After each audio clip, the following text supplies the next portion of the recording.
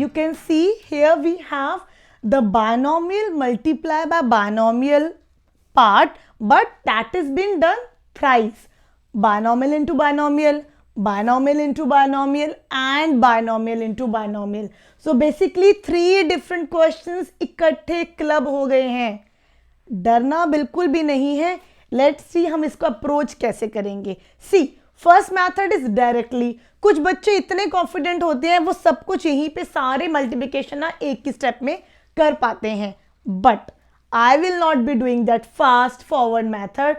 I will go slowly and steadily over here as well. हम इस question को 3 parts में कट करेंगे. सी कैसे? Let assume this to be as A, this part to be as B and this part to be as C. क्या हम ऐसे लिख सकते हैं? हाँ बिल्कुल, आप एग्जाम में ऐसे लिख सकते हो, राइट? तो अब हमने इसको इस तरह से लिख दिया, मतलब हमारा क्वेश्चन बन गया capital A minus B plus C. इसको ध्यान में रख के हमें प्रोसीड करना है. ये हमारे पार्ट्स हैं. अब हम इस क्वेश्चन को 3 पार्ट में कट कर लिया, ए बी सी. अब ए को अलग सॉल्व करेंगे, बी को बाद में, फिर सी को, फिर तीनों को सॉल्व करने के बाद इकट्ठा यहां पे लेके आना है. This approach I will be using. So let's start with capital A which is x plus 2y multiply by minus 3x minus y. अब ये कैसे सॉल्व करना है? एग्जैक्टली वैसे जैसे हमने इससे पहले वाला क्वेश्चन किया था. Hide and seek method. 2y को हाइड किया, x multiply by minus 3x minus y. अब 2y को हाइड करा था, अब x को हाइड करेंगे. सो वी हैव, ये प्लस का साइन आ जाएगा. यहाँ पे मैंने सर्कल करा है ताकि आपको क्लियरली समझ में आए कि ये प्लस कौन से वाला प्लस है. This now we have 2y multiply by minus 3x minus y as it is. ये देखो, ये जो बायनॉमियल था ना, ये एज इट इज आ रहा है. सो अब again distributive property d1 d2. Step 1 hide and seek method done. Now step 2 d1 d2 method. So अगर इसको मल्टीप्लाई करेंगे, डायरेक्टली मल्टीप्लाई कर रही हूँ स्टेप में मैं, minus 3x square. Now minus y into y will be minus x y. यहाँ पे अगर हम डायरेक्टली सॉल्व करें, सो 2 और 3 को मल्टीप्लाई करेंगे विच इज, और ये माइनस भी है तो यहाँ पे साइन आएगा माइनस का. See plus 2y multiply by minus 3y. Plus और माइनस जब मल्टीप्लाई होते हैं तो साइन माइनस का आता है. This is the concept of integers multiplication, right? So यहाँ पे आ जाएगा माइनस 2 और 3 मल्टीप्लाई होके हो जाएगा 6, और yx लिखो या xy लिखो सेम.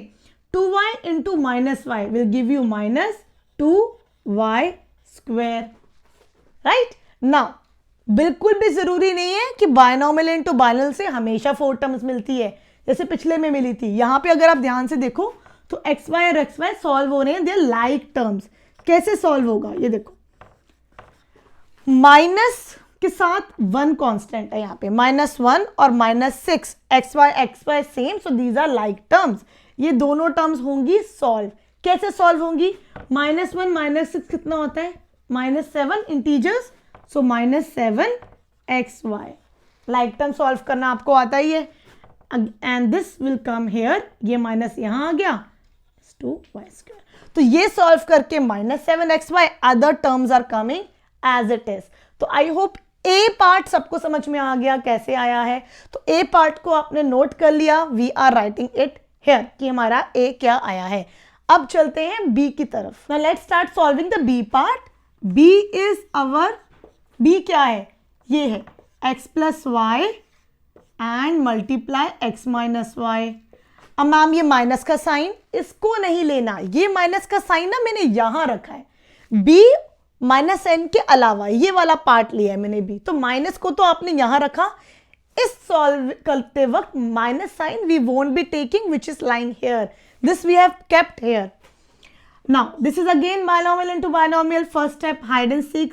Y को हाइड किया, x multiply by x minus y. Then ये प्लस का साइन यहाँ, और x को हाइड करेंगे तो y multiply by x minus y हो गया. इसको फर्दर सॉल्व करेंगे. Again d1 d2 distributive property 1, distributive property 2. कैसे लगती है? x into x will become x square minus x y plus ये x और y मल्टीप्लाई हो रहे हैं तो yx भी लिख सकते हैं बट xy भी लिख सकते हैं. माइनस साइन और plus sign will give you minus sign. -1 into +1 is -1. y into y is y square. Law लग गया एक्सपोनेंट का. Again focus on this. Focus on this. Now tell me one thing. What is -1 plus 1? -1 plus 1 is 0. So what is -x plus x? That will also be 0. So similarly here, these are like terms with opposite signs. -xy plus xy will give you 0. तो जब 0 है तो उसको लिखने की जरूरत नहीं है, ये पूरा 0 हो गया तो आप -y² डायरेक्टली लिख सकते हो. ये पूरा टर्म क्या बन गया? 0. No need to write that. So x² minus y² is the answer for part B. Right? I hope you have noted it down. So let's solve the C part now. Here again we have binomial into binomial. So let's start solving. Again the first term x and multiply by this binomial. And again अब हम hide करने वाले हैं अपनी first term को. And we have -2y. ये minus sign यहाँ आ जाएगा. -2x plus y. Now ये माइनस साइन यहाँ आ गया और बायनॉमियल एज इट इज लिख दिया. Now let's solve by d1 d2 method. x into -2x is -2x². x into y is xy. -2y -2x is minus क्या हो जाएगा? Plus. and 2 2s are 4xy. and -2y into y will give you -2. y into y will be y². अब सारी terms आ गई. Next step इस like terms को ढूंढेंगे. यहीं पे आपको दो लाइक टर्म्स मिलने वाली हैं. -2x² plus 1 and +4 will be +5xy -2y². So now we have got a, b and c. तीनों टर्म्स का प्रोडक्ट अलग निकल गया. नेक्स्ट स्टेप क्या होगा? कंबाइन करना, इसमें डालना and next उनको solve करना. So let's start that. So what I have done here, I have the value of capital A, capital B, capital C. उन सब की वैल्यूज मैंने पुट कर दी. जब मैंने B की वैल्यू पुट करी तो मैंने ब्रैकेट लगाया बिकॉज माइनस बाहर था. यही गलती बच्चे करते हैं. They don't put the bracket और माइनस एज इट इज लिख देते हैं which is wrong because this minus is being multiplied by with the complete B part. C को भी हम ब्रैकेट में डाला है but it's not compulsory but it's okay अगर आप पूरे C को एक ब्रैकेट की फॉर्म में रिप्रेजेंट करते हो. नेक्स्ट स्टेप हम ब्रैकेट ओपन करेंगे. So it will become here -3x² -7xy -2y² as it is. Now when we will be opening the bracket, minus और प्लस सॉल्व करके क्या बन जाएगा? -x² minus minus will give you +y². This is the reason when we open the bracket, the signs inside the brackets change. It changes just because बाहर minus था. तो वो जब मल्टीप्लाई होता है ना तो साइन चेंज होते हैं.